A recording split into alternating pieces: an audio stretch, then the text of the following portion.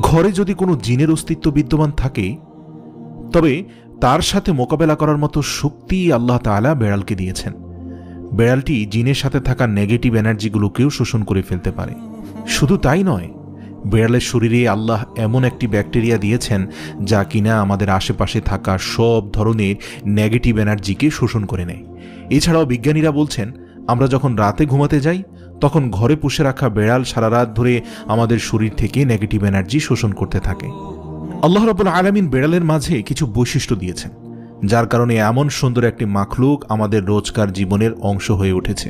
রাসূল সাল্লাল্লাহু আলাইহি সাল্লাম বেড়াল পছন্দ করতেন এবং বেড়াল পালন করার কারণে তিনি তার এক প্রিয় সাহাবীর ছদ্মনাম দিয়েছেন আবু হুরায়রা, যার শাব্দিক অর্থ দাঁড়ায় বেড়ালের পিতা।